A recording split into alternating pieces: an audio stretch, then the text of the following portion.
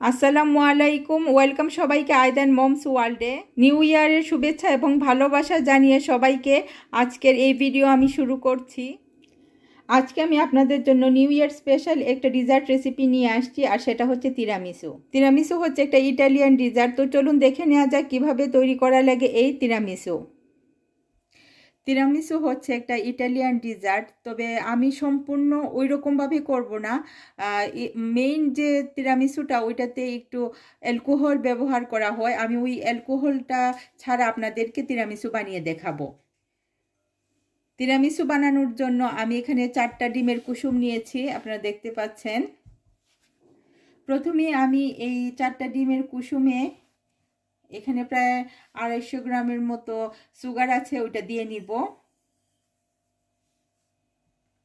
আর প্রায় 50 ml এর মতো মিল্ক দিব, দিয়ে আমি ভালো করে মিক্স করে নিব। আমি চুলায় একটা পাতিলে পানি বয়েল করছি। এখন আমি যে মিশ্রণটা রেডি করেছিলাম এই মিশ্রণটাকে এই পানির উপরে একটু ভাপ দিয়ে নিব। আর পানিটা এতটুক দিতে হবে যাতে এই বাটির গায়ে পানিটা না লাগে। এই মিশ্রণটাকে সারাক্ষণ নাড়ার উপরে রাখতে হবে, না হয় এই যে এক বা ডিমটা আমি দিয়েছি ওইটা নিচে জমাট বেঁধে যাবে আর ডিমটা স্ক্রাম্বল হয়ে যাবে। আমি প্রায় 5 থেকে 7 মিনিট পর্যন্ত এই মিশ্রণটাকে ভাপ দিয়ে নিব, এতে করে ডিমের যে কাঁচা ভাবটা আছে ওইটা চলে যাবে আর যে চিনিটা আমি দিয়েছি ওইটাও মেল্ট হয়ে যাবে। প্রায় 5-7 মিনিট হয়ে গিয়েছে। এখন আমি এই মিশ্রণটাকে নামিয়ে ঠান্ডা করে নিব। তাতে আমার কাজ শেষ না, এখনও আমাকে নাড়াচাড়া করতে হবে, তা না হলে ডিমগুলা নিচে বসে যাবে।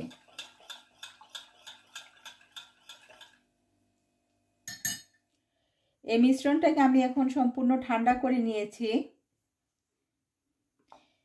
মিশ্রণে আমি এখন এই সফট চিজ বা চিজ ক্রিমটা দিব। এটা হচ্ছে তিরামিসুর সবচেয়ে ইম্পর্টেন্ট জিনিস। ইটালিয়ান যে তিরামিসুটা বানানো হয় এতে মাস্টার পনির চিজটা ব্যবহার করা হয়। মাস্টার পনির চিজটা সবসময় আমাদের হাতের নাগালে নাও থাকতে পারে, এক্ষেত্রে আপনারা যে কোনো ধরনের চিজ ক্রিম ব্যবহার করতে পারেন। তো আমি এখানে প্রায় 200 গ্রামের মতো চিজ ক্রিম নিয়েছি। এতে এইটাকে আমি এখন এই মিশ্রণে মিশিয়ে ভালো করে মিক্সড করে নিব। একটা বিটারের সাহায্যে আমি ভালো করে এখন বিট করে নিব।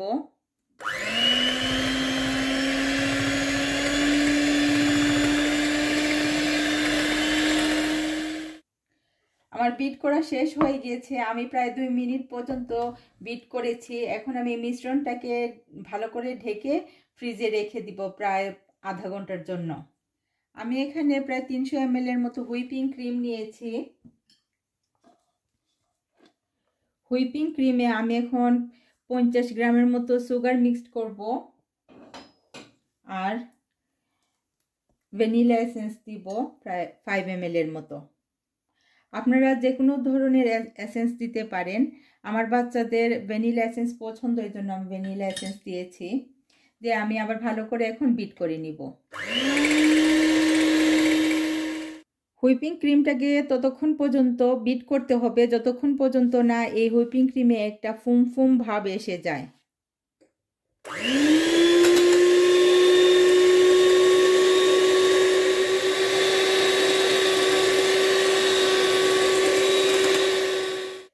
আমার হুইপিং ক্রিমটাও ফুম হয়ে গিয়েছে। তো আমি টোটাল প্রায় 5 মিনিটের মতো বিট করার পরেই হুইপিং ক্রিমটা ফুম হয়েছে। এখন আমি এটাকেও ঢেকে প্রায় 15 থেকে 20 মিনিটের জন্য ফ্রিজে রেখে দিব।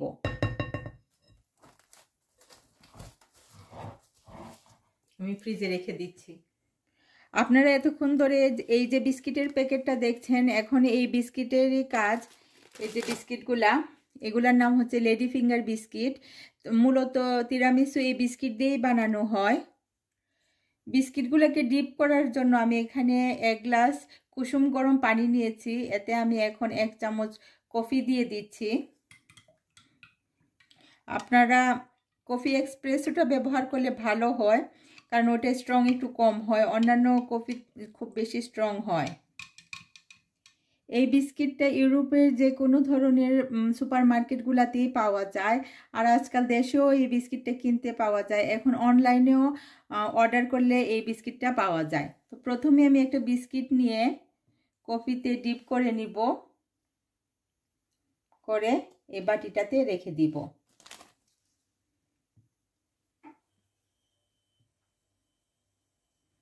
এভাবে করে সবগুলা বিস্কিটকে আমি সাজিয়ে নিব।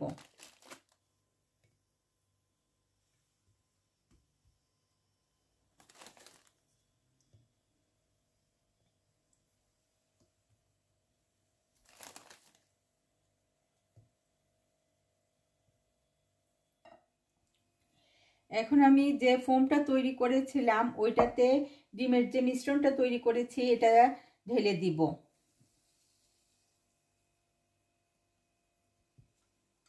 খুব আস্তে আস্তে একটা স্প্যাচুলারের সাহায্যে দুটাকে মিক্সড করতে হবে। এক্ষেত্রে কিন্তু বিটারের ব্যবহার করা যাবে না।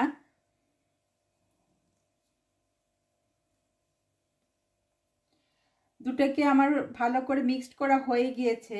এখন আমি যে বিস্কিটগুলো ডিপ করে রেখেছিলাম ওইটাতে এই ফোমটা দিয়ে দিব।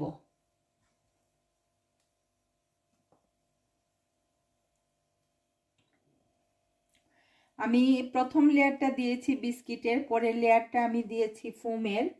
এখন আমি আরেকটা লেয়ার দিব বিস্কিটের।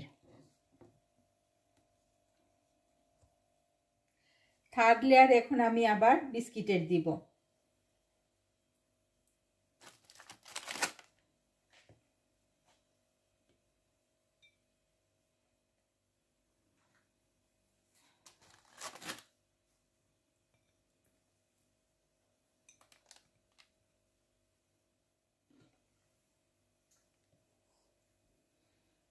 আমার থার্ড লেয়ারটাও করা হয়ে গিয়েছে।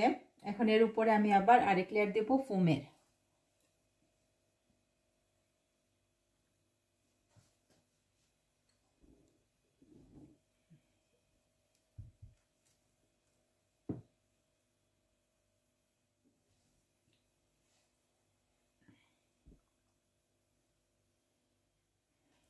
আমার ফোমটা দেয়া হয়ে গিয়েছে, আমি ভালো করে সেট করে নিব।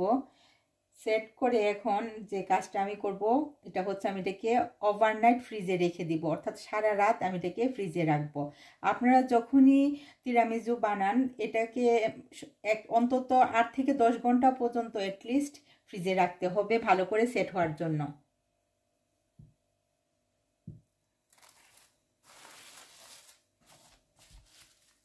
আমি এটাকে এখন ফ্রিজে রেখে দিচ্ছি। আমি প্রায় 12 থেকে 13 ঘন্টা পর্যন্ত এই ডিজার্টটাকে ফ্রিজে রেখেছিলাম। এখন বের করে এনেছি। এখন খুলে আমি দেখব যে কি অবস্থা হয়েছে।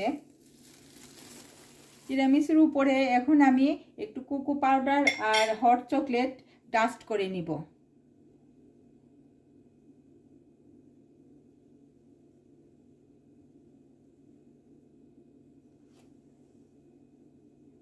কোকো পাউডার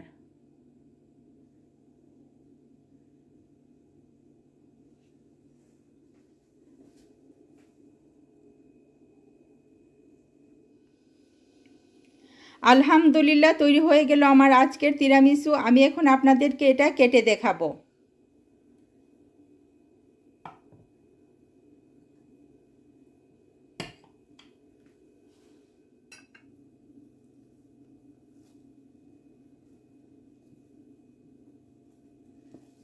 আপনারা দেখতে পাচ্ছেন লেয়ার লেয়ার হয়েছে, অনেক সুন্দর লাগছে দেখতে।